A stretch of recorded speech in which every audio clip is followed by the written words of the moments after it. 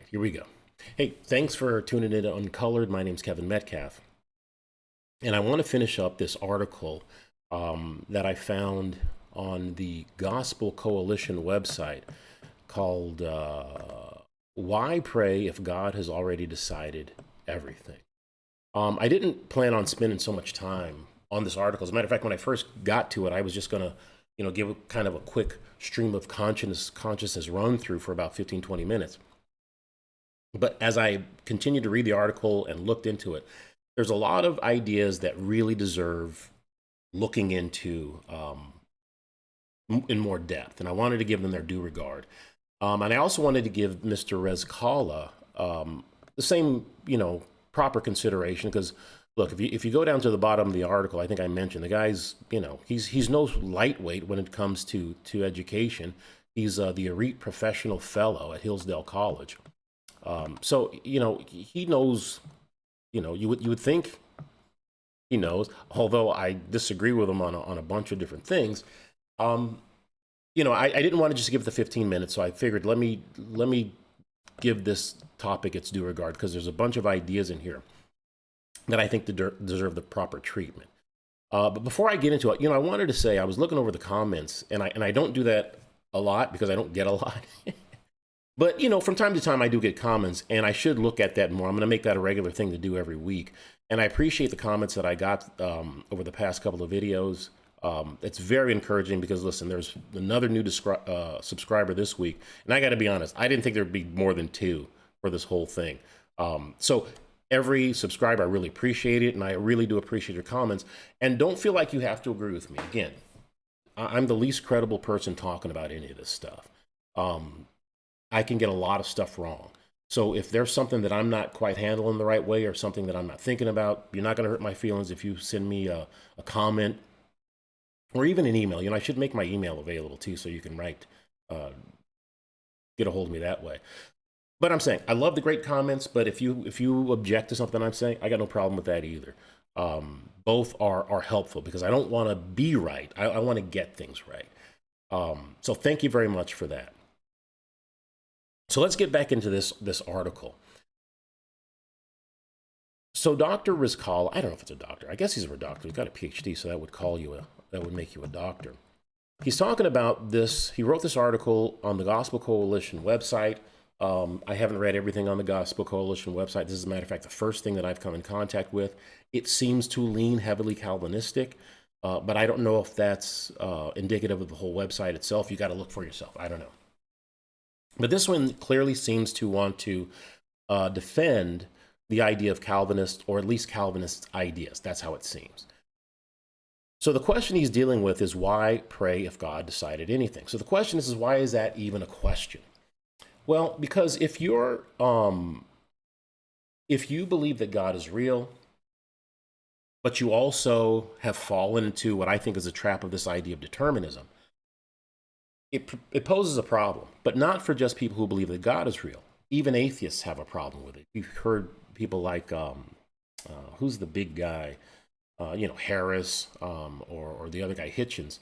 They'll tell you that they'll promote determinism, but they act as if, people are free, which I think is that it's that tension between the two ideas. And it also brings up, to me, and I've made this comment before, and the more I look into it, I think there's something to it, because I don't really think that people who say they're determinists are really determinists at all.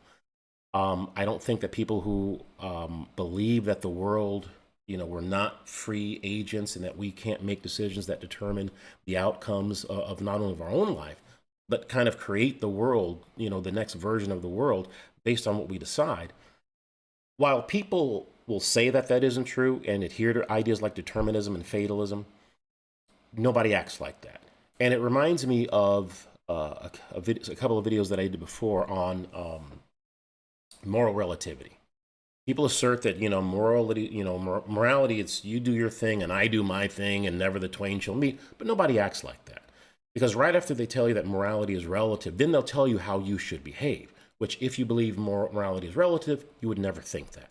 It's the same idea that people who disagree with God, people who disagree with the idea that God exists, you have to behave as if God exists. And that's one of the reasons why Dr. Jordan Peterson says, I think, when a few years ago they would ask him a lot, do you believe in God? And his answer would be, is I act as if God is real. And he would say the same thing about atheists like Sam Harris. While they deny the existence of God, you act as if God is real, and you have to, if you're going to affirm ideas like morality, right, wrong, just, good, and bad. None of those things exist if God is not real. That's simply a logical fact. It seems to me, at least as I've studied it.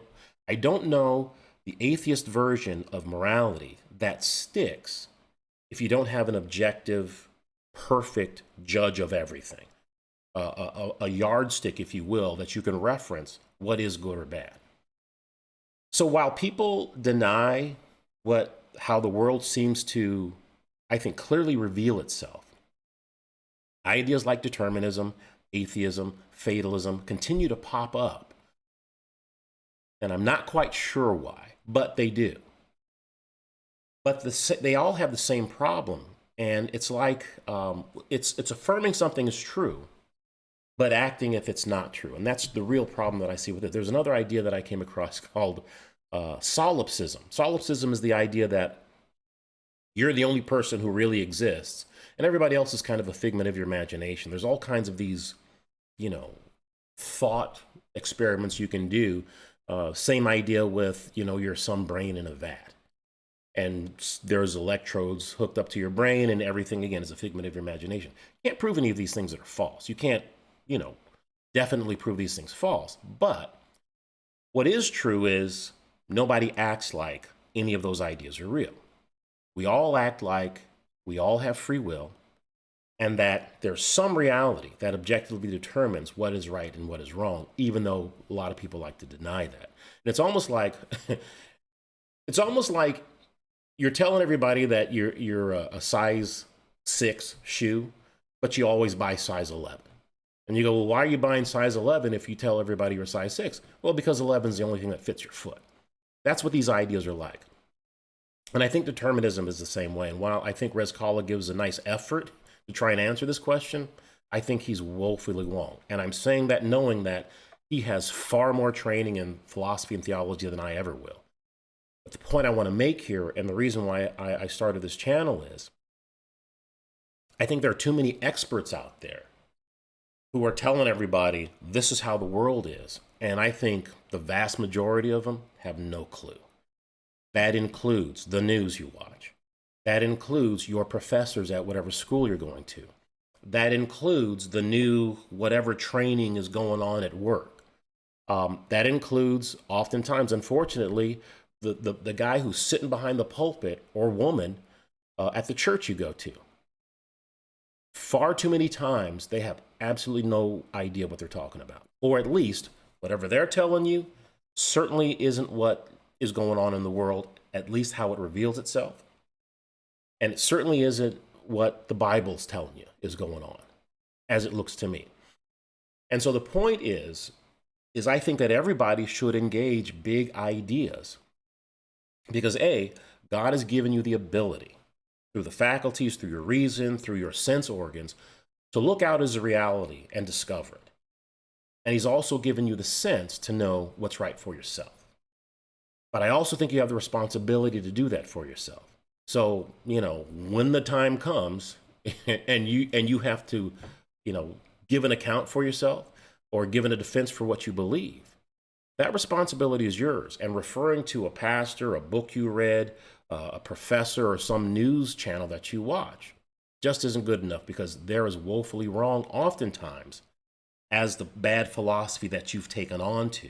And oftentimes that's why these questions come up, because people have taken on a bad ideology, and now they're seeing that the world doesn't work quite properly if this ideology is true. And that's why this question comes up.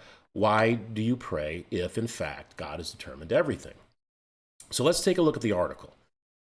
I read most of this last week, but I'm not going to go too far into it this week. But just to recap.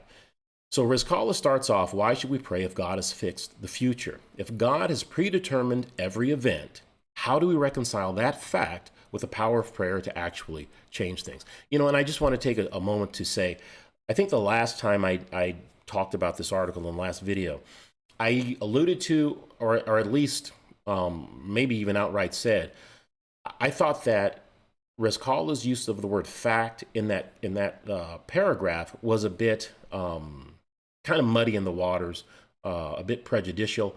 But as I began to, again, continue to read and look of other treatments of the same idea, it's a very common thing to do. So I just want to admit, I made an error there, and I did misrepresent what he was saying. That is not prejudicial. That's very common to do, or at least I've read many philosophers doing that on a number of different topics. When they're sort of saying, if this is true, then, you know, what could we conclude from that? So I just wanted to make that point.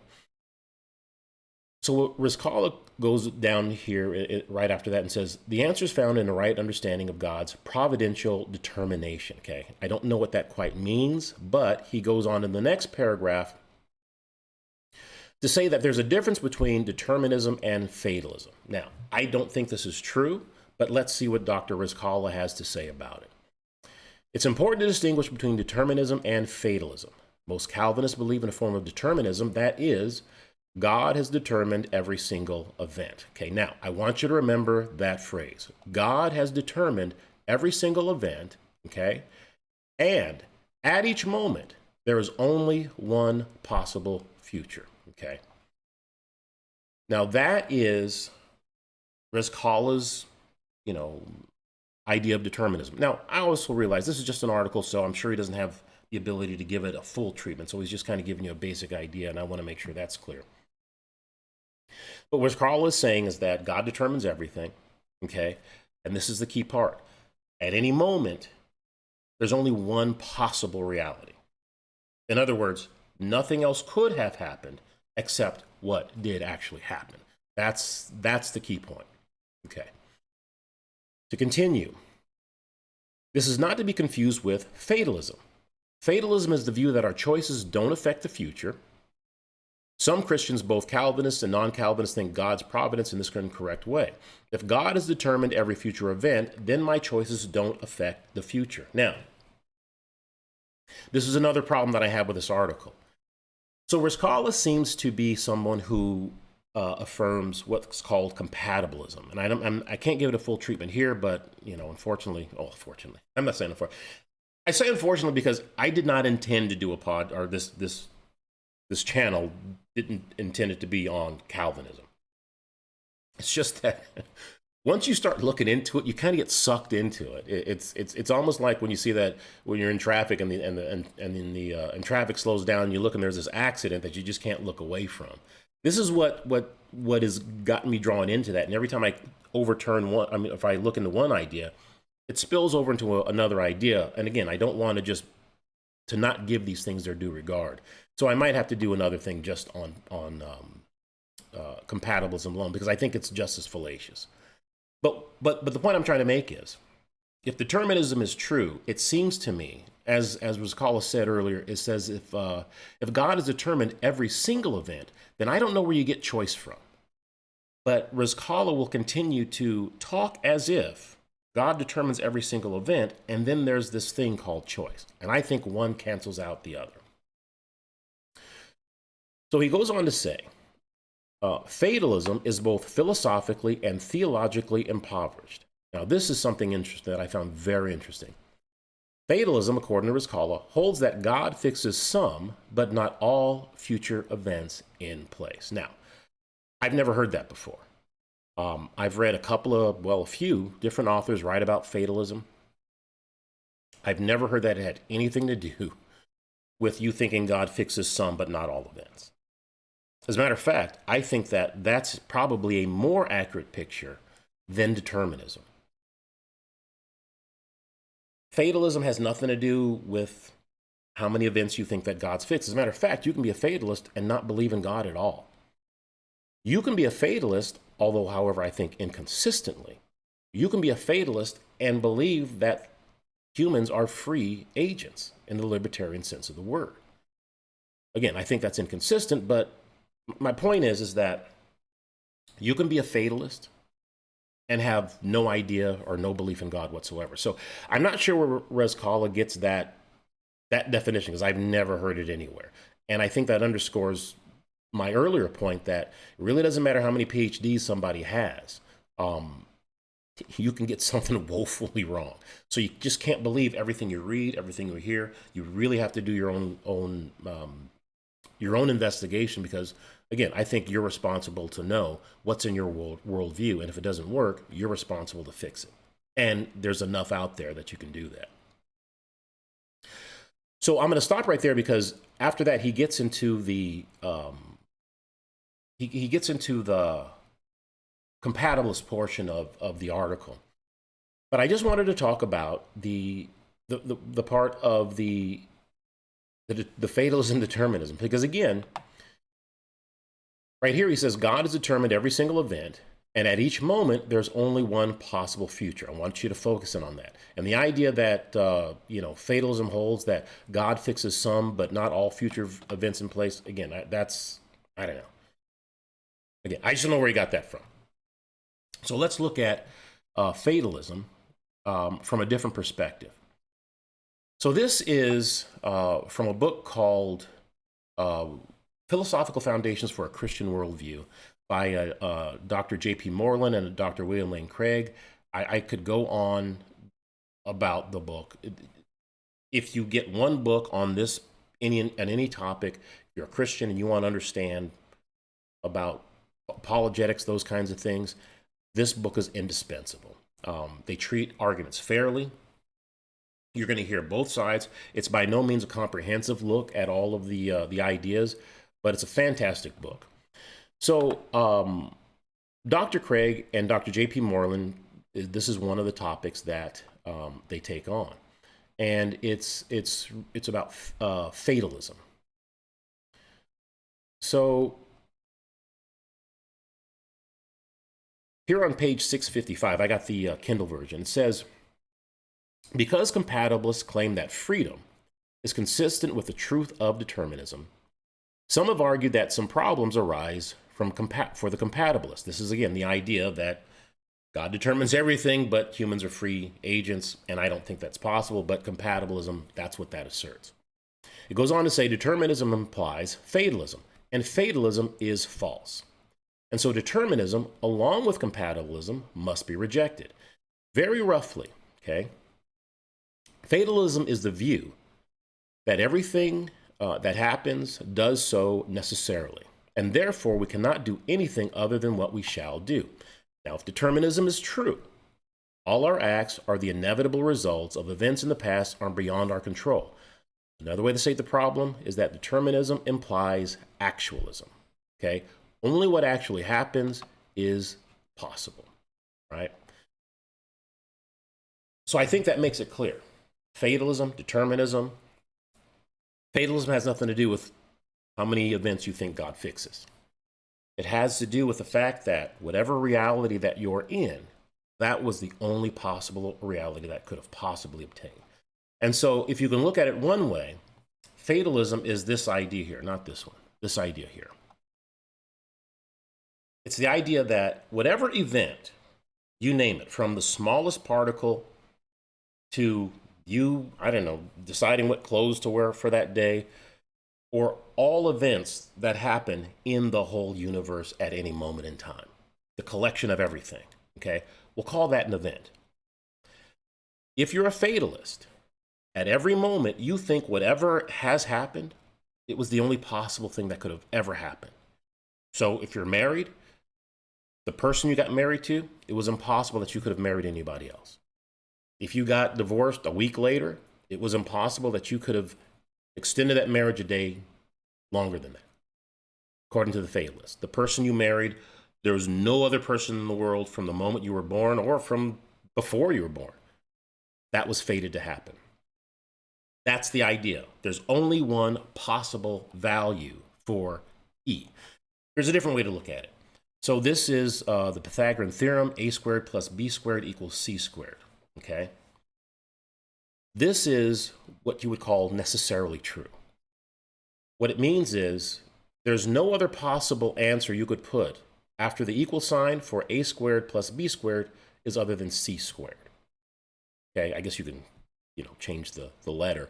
But the idea is that whatever values you put in front of A, B, or C, or, you sub in for A, B, or C, you're going to get the exact same value. This is the same idea as there's no other value for that particular event. And so that's what fatalism asserts. Nothing to do with, what you believe about God or if you even believe in God. So, well, what's the problem with fatalism? And this is what I found very, very interesting. So Dr. Craig and Dr. Moreland explain the mistake that the fatalist makes. It says undoubtedly a major source of the fatalist confusion is his conflating certainty with necessity. One frequently finds in the writings of contemporary theological fatalists statements which slide from affirming that something is certainly true to affirming that it was or that it is necessarily true. This is a mistake. Certainty is a property of persons and has nothing to do with truth, as is evident from the fact that we can be absolutely certain about something and yet turn out to be wrong.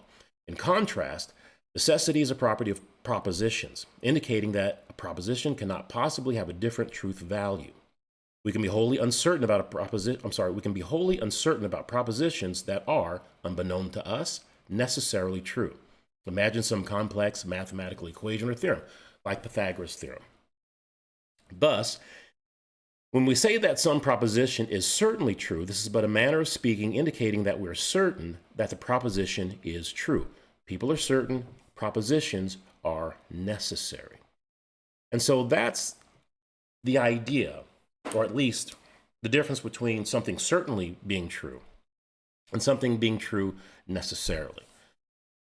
Certainty seems to be, I think, a property, it's something, it's kind of like an epistemological thing where it's your knowledge of something. You can be very certain about something, you may not be that certain about something. But necessity has nothing to do with how you regard something and your knowledge about something. So if you ask me if the Pythagorean theorem is necessarily true or certainly true, my certainty level will be very low because I'm not that good at math. But regardless of what I think about it, it's necessarily true. Same thing about God. God is a necessary being. There's no possible world where God does not exist. It's logically impossible for God to not exist. So that makes God a necessary being.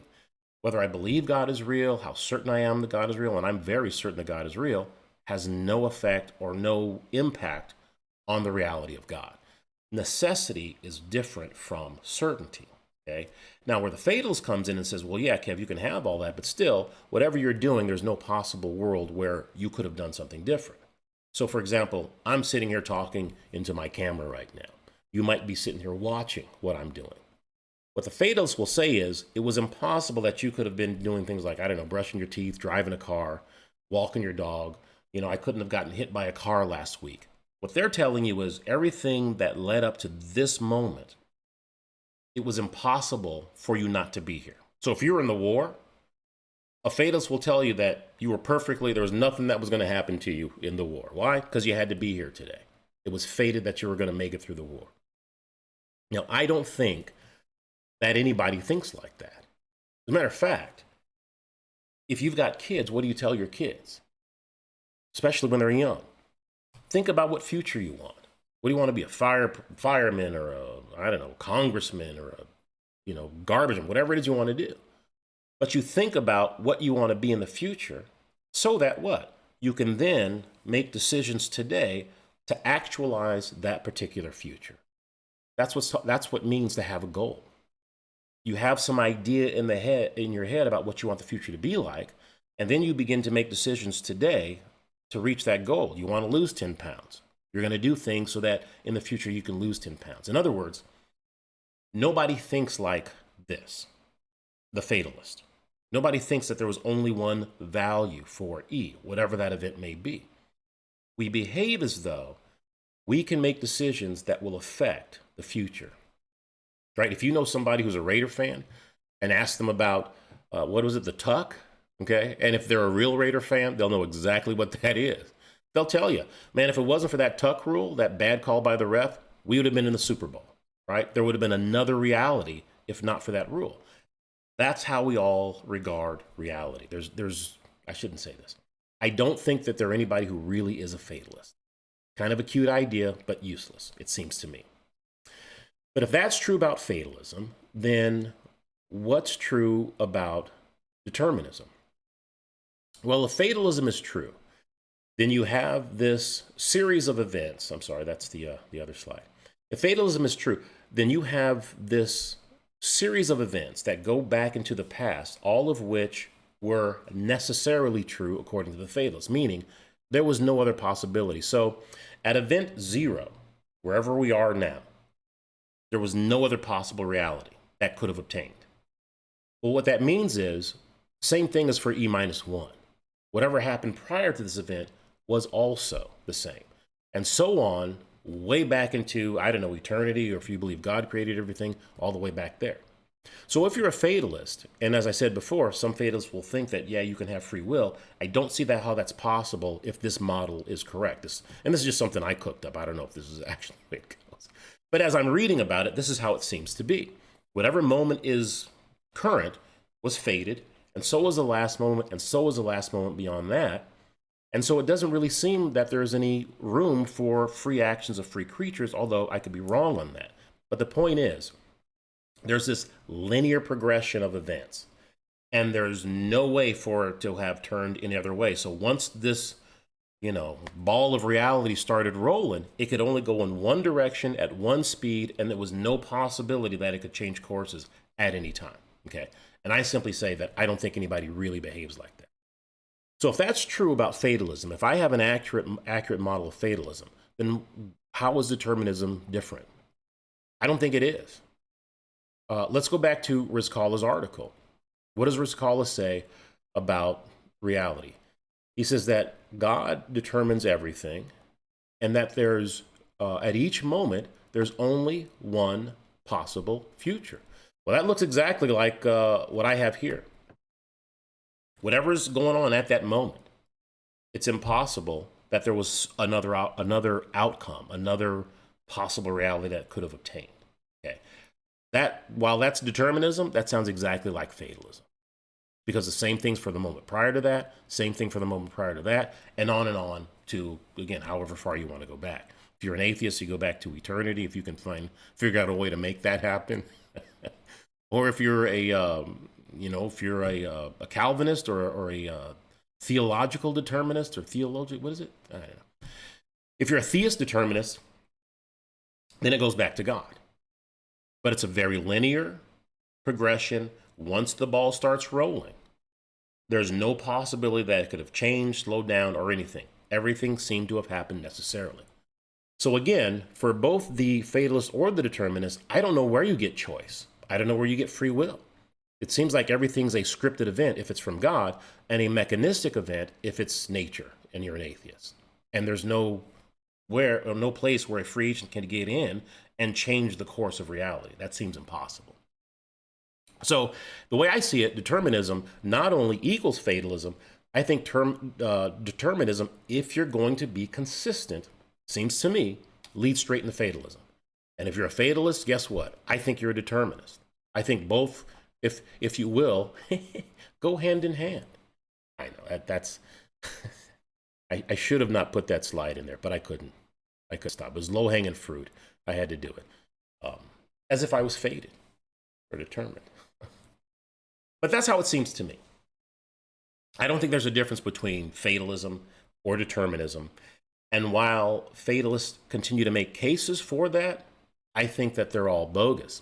As a matter of fact, if we go back to Dr. Craig's and Dr. Moreland's book, they make that same point when they're talking about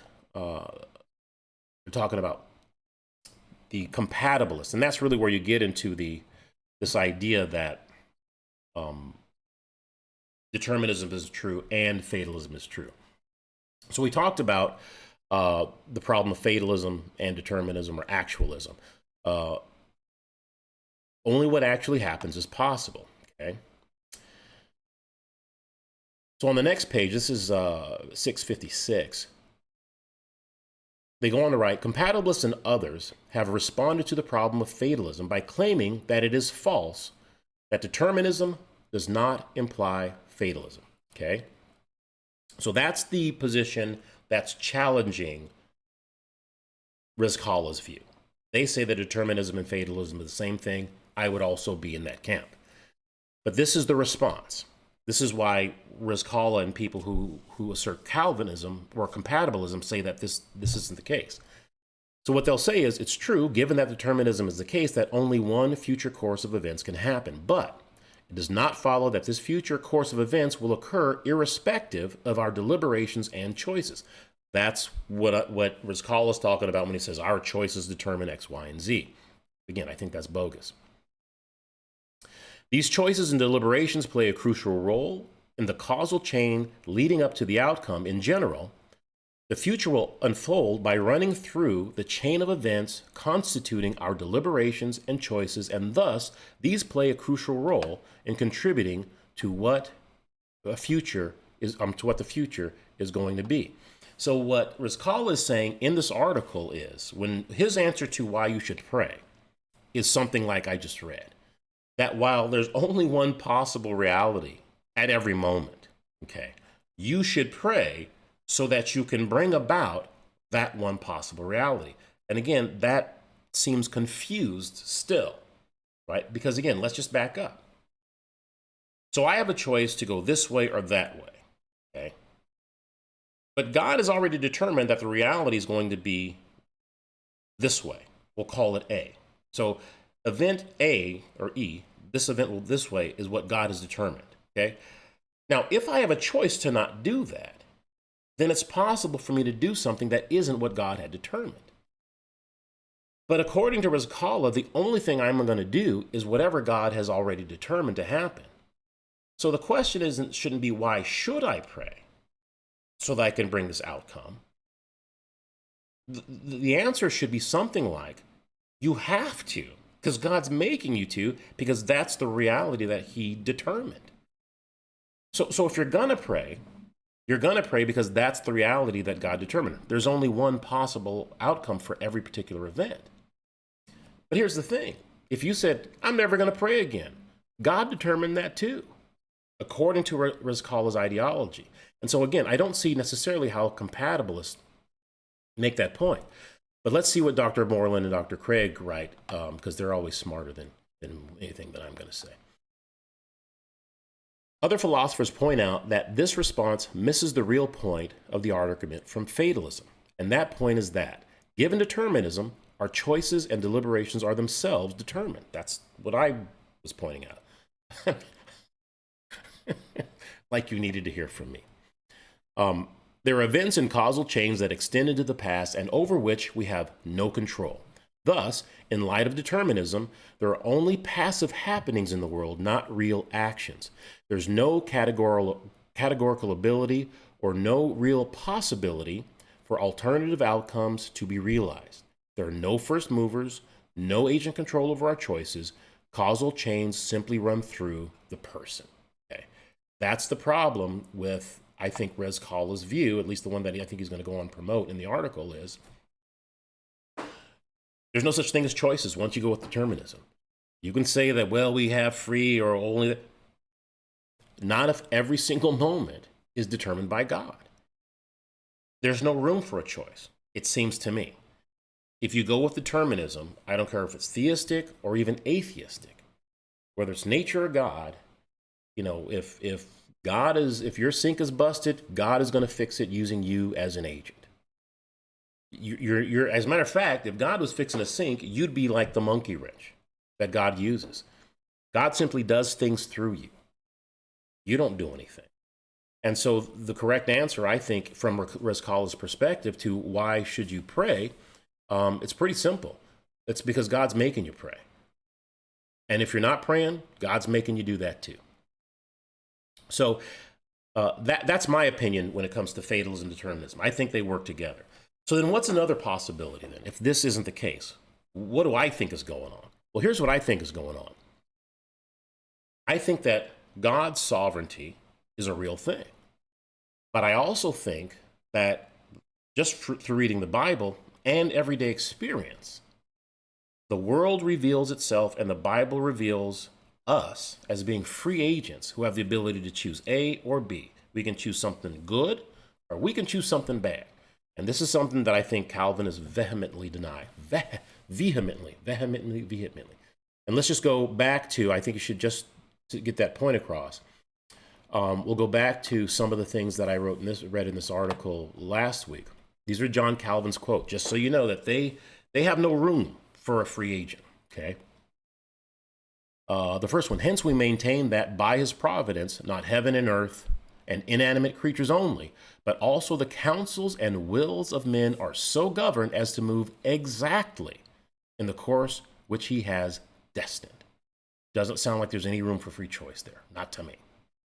Men do nothing, that's pretty absolute, save at the secret instigation of God, and do not discuss, deliberate on anything but what he has previously decreed with himself and brings to pass by his secret direction. Again, I don't know where the case for free will. You can bring it there. The hand of God rules in the interior affections no less than it superintends the external actions. Nor would God have effected by the hand of man what he had decreed unless he worked in their hearts to make them will before they even acted. So if this is true, this whole video and every video that I've ever done that says Calvinism is bunk, that was decreed by God.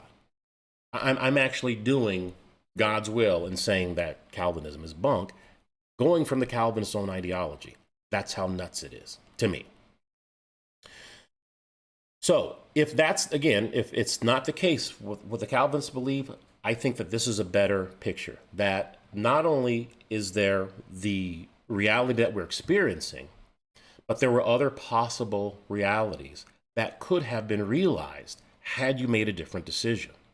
That's what I think. And as a matter of fact, that's how we behave. Again, you go into a job interview. You're like, boy, if I only would have answered one more question, or if I wasn't sweating, or if I, remembered to wear pants, I maybe would have gotten the job. We think that if we had done something different, if the quarterback would have handed the ball off instead of throwing that interception, we would have won the game. Everybody talks like that. We all think that there's another possible reality that could have been realized had we made one different decision, other than the decision that we made that actualized the reality that you are now currently experiencing. I think that that's how everybody behaves. So I think that this is really a better picture of how things work. You've got the current event, whatever you want to call that, smallest particle, everything that's going on in the universe. But then you have other possible events, and depending on choices that are made by the individuals in those events, you're going to get a different current event. Okay, now I only put two things here for each event because, for space, but obviously it could be, I don't know, I guess infinite, maybe? I don't know. I can't think that hard.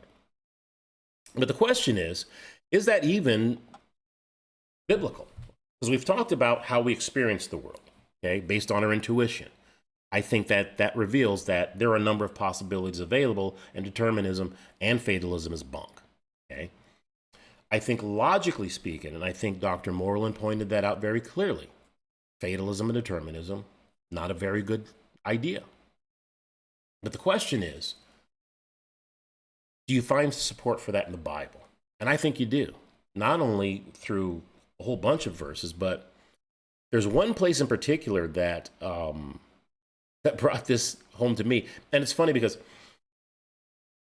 so again, I've only been doing this for, 6-7 years now, studying philosophy, theological ideas, listening to these, different people speak, reading different books. So I'm the least credible person on all this stuff. But sometimes, again, I'll get information, I'll get in data, and as I'm trying to put it together, an idea will pop into my head.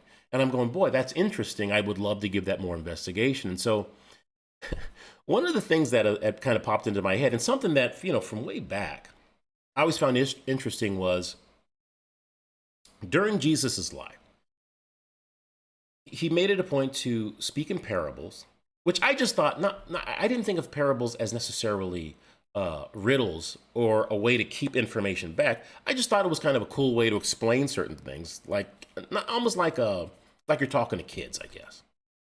But apparently, this was a strategy that Jesus employed because he wanted to keep his identity a secret. Okay? And as a matter of fact, he told demons when there was a demon saying stuff and he was going to cast out the demon would say, hey, I know exactly who you are. You're the Son of God. And Jesus would tell him to shut up before he would cast them out. Right? He would heal somebody, raise somebody from the dead and go, hey, keep it under your hat. Don't tell anybody what I just did. Don't tell anybody what you just saw. Right? When he would talk in parables, he'd go up back and then talk to the disciples and explain what he had meant. He's like, why are you talking in disciple? What are you talking disciple? Why are you talking in parables? Why don't you speak plainly? Why don't you just speak plainly? Why don't I speak plainly? It's because Jesus had, it seems, a very particular strategy that he was employing. And when I was doing reading on this, I came across this article. Let me see if I can find it here. This is from Dr. Leighton Flowers' excellent website called Soteriology 101. It's called The Messianic Secret, this particular article. And this is an excerpt from his book. And so this Messianic Secret thing was the idea. Well, it's not the idea that I had. I'm simply saying, I kind of stumbled over the idea. But it's nice when you have an idea and people have already go, yeah, that's a thing. And we've already written extensively about it. So you don't feel like, you're just kind of out in the wilderness. You're actually following a path that other people have trod. Doesn't mean that it's correct. It just means that, you're on to something, I guess. I guess is one way to put it. So this is this thing called the Messianic Secret. So I'm going to read from this article, which is an excerpt from Dr. Flowers' book, The Potter's Promise. It says, do these passages seem to suggest that Jesus was keeping a secret from some people while he was down from heaven? And it goes on, It goes on to read some of the passages in Mark 9:9. As they were coming down the mountain, Jesus gave them orders not to tell anyone that what they had seen until the Son of Man had risen from the dead. Matthew 16:20. He warned his disciples not to tell anyone that he was the Christ. And Mark 3:12, but he gave them strict orders not to tell who he was. And in Mark 8:30, Jesus warned them not to tell anyone about him. Goes on to say some scholars refer to Jesus' use of parabolic language and his warnings not to tell others that he was the Christ as the Messianic secret. This addresses Jesus' expressed desire to keep his messiahness secret at all times while here in the flesh. Okay. And then it goes on to say the Messianic secret refers to a discernible phenomenon of the Gospels, most especially in the Gospel of Mark, in which Jesus explicitly conceals his messianic character and power until his closing period of his ministry. Now, the question is, why would he do that? Because, and I'm just thinking this in light of determinism, God determines every single little tiny thing, or the idea that while there's one possibility, this one possible world that's been actualized that you're now living, that could have happened a different way. And my question is, well, then what would Jesus, what would Jesus believe? If you look how Jesus behaved, did Jesus believe that every single event was determined by God, his Father? Or did Jesus behave as if there were other possibilities that could have happened? And I think that that's true. The second one is true. I think Jesus behaved as if things may have went differently. Why? Well, that's the reason why he's telling people not to say anything. Here in, what the verse is? In Corinthians, 1 Corinthians verse 7, it says, no, we declare God's wisdom, a mystery that has been hidden, and that God destined for our glory before time began. None of the rulers of this age understood it, and I'm assuming they're talking about the Jews there. For if they had, they would not have crucified the Lord of glory. Now, it's a big statement. They're literally telling you that the second version, probably far more likely than the determinist view. It's probably more likely that there isn't just one possible event or one possible way that any event could have turned out. Corinthians makes it clear that, hey, if they understood what Jesus was saying, they would not have crucified the Lord of glory. Well, that's at least one other possibility. I don't know how many more other than that, but that's at least one other possibility that could have happened according to the Bible. So when I read that, and then I read what Rescala says, that there's only one possible outcome. At each moment, there is only one possible future. To me, that's directly contradicted by Corinthians here, where Paul is saying, I think it's Paul. I should know that. None of the rulers of this age understood it, for if they had, they would not have crucified the Lord of glory. So again, I think that directly contradicts what Rescala is writing. And that's just from the Bible. Jesus behaved as though, if word got out that he was the Christ, they would not have crucified him. They may have made him king. But Jesus, knowing that that's not what his mission was, he was incredibly careful. Don't tell them who I am. I'm speaking in riddles, those folks, but this is what I'm really saying. Yeah, I just brought that person back to life. That person has leprosy no more, but hey, just keep it under your hat. Don't tell anybody. I'm not ready for that yet. Now, after I'm crucified, you can scream it from the mountaintops. But right now, you need to be careful. And I don't think that that's something that he would have done if, in his mind, it's locked in. Decree. There's only one possible outcome. I'm going to die on the cross, and it's a lock. It's not how he behaved. He behaved if there was a very real possibility that it would not happen, and I think Corinthians backs that up. So, for me, that's pretty strong biblical support for the idea that fatalism is false and determinism is false. Why? Because there's other realities that could have been possible that just simply weren't realized. So I don't think Jesus believed in determinism, nor do I think he believes in fatalism. I don't think that's how the world works. What about God? Is God a fatalist or a determinist? I don't think so. And I remember last week, I read this verse here in Genesis. I didn't know it was going to come up again this week, but again, as I was studying for this, it pops up again. But in verse 6, Genesis 6, the Lord regretted that he had made human beings on the earth, and his heart was deeply troubled. So this idea of regret, why would God regret something? There seems to be only two possibilities. And again, I think I alluded to this last week. The first possibility is God is in control of every single thing, every thought, every action. Nobody actually even thinks of anything or wills anything until God makes them will it. Okay? Well, if that's the case, then it makes it very difficult to explain that the Lord saw how great the wickedness of the human race had become on the earth, and that every inclination of the thoughts of the human heart was evil all the time, and he's the one who did that. He's why. God is why that was the state of mankind.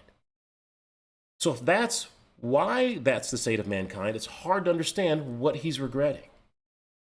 Because he made a mistake so much so he says, hey, Moses, you hang out over there. I got to wash this thing off. And it doesn't seem like he would have done that if he was in control of everything, as the Calvinist wants you to believe, of every thought, of every action. Because God didn't like what they were thinking. He didn't like what they were doing. And it just seems a little twisted to think that he doesn't like what they're doing, but he's forcing them to do it. I know Calvinists go, well, it's not forcing. Whatever you want to call it, it comes out the same.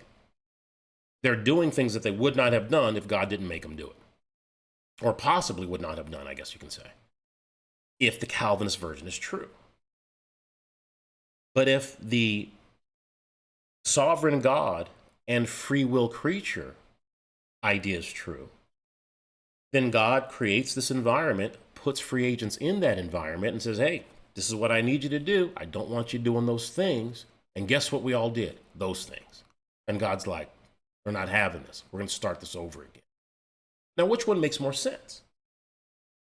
You know, if you said, hey, kids, you guys go out, play in the backyard. I made you a nice little playground. Go have fun. And you go out there and they're fighting and screaming and doing all kinds of craziness. What would you do? You'd stop. You'd go out there and say, hey, we're not having that. We're going to start this thing over. But if you were actually controlling your kids, making them do the things that they're doing, what would you get mad about? And what sense would that make to make them do the things that you hate them doing? Again, Calvinism is a twisted idea to me. It makes absolutely no sense of who God has revealed himself to be through the Bible. At least the way that I see it. It just, I don't know. It's a wacky idea. Is there any other places where God has shown regret? Well, here's another one. 1 Samuel verse 10, then the word of the Lord came to Samuel, and in verse 11, this is what God says. I regret that I have made Saul king because he's turned away from me and has not carried out my instructions. And then in verse 35, until the day Samuel died, he did not go to see Saul again, though Samuel mourned for him, and the Lord regretted that he had made Saul king over Israel. Now, again, either there's only one possible outcome, and God knew when he made Saul king that Saul would just screw it up. He knew that. If that's the case, what's the regret about it?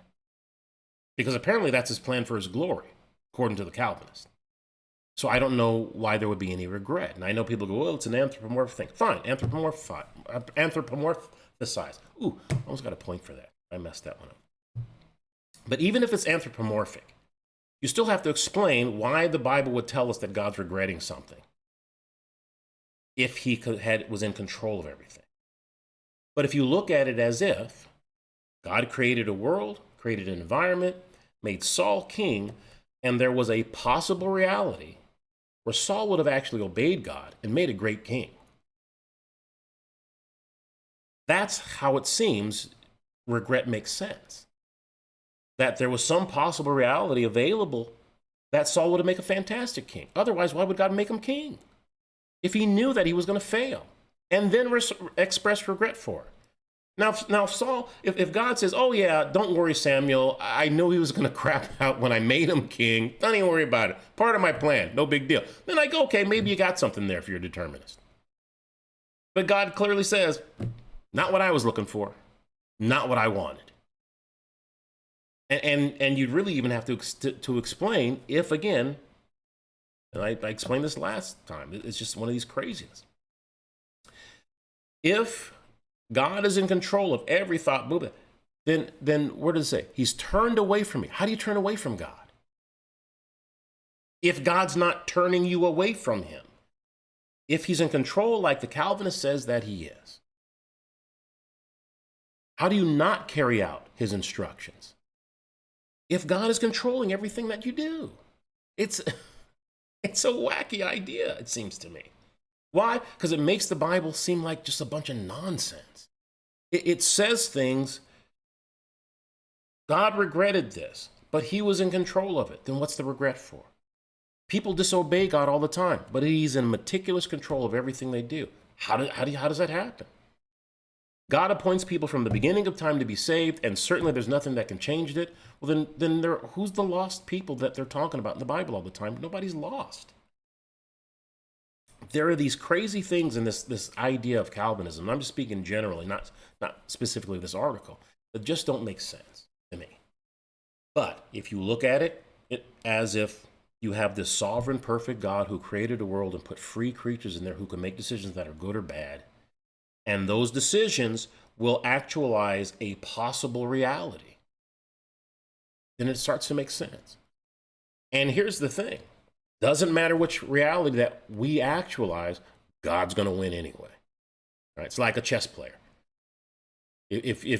Well, I wouldn't say you might be a great chess player. I'm a horrible chess player. If I went up against a master, I could make any move I wanted on the board. Okay? They'd win. Doesn't matter what I would do. I can go this way, that way, put the king out, put the horse out, whatever it is. They're going to win. Why? They're the master. I'm not. And I think in the same way, whatever reality that we as human beings actualize, God's going to make his purpose happen. I think so. I think that's certain, that God's going to make his purpose happen. But I guess what I'm saying is that it seems to me that model, the model that that God's sovereignty, including free agents in that sovereign plan, and other possible values for any event other than what occurred, makes more sense of the Bible, makes more sense of Jesus's ministry, if that were true, than if this were true.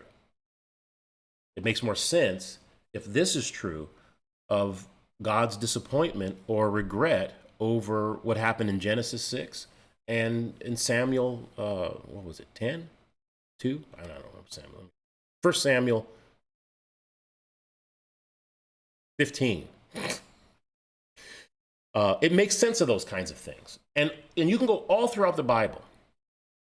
All these things make sense if you have both of these together, God's sovereignty and free agents. Suddenly, all these things make 100% sense. At least it does to me.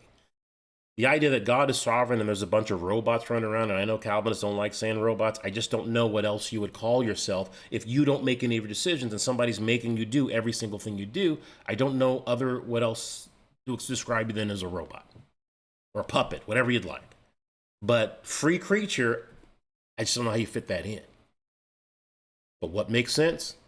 God's sovereign, and he puts free creatures in there and gives them exhortation to do this and tells them, I don't want you to do those things. He gives rewards for doing this, punishes you for doing those things.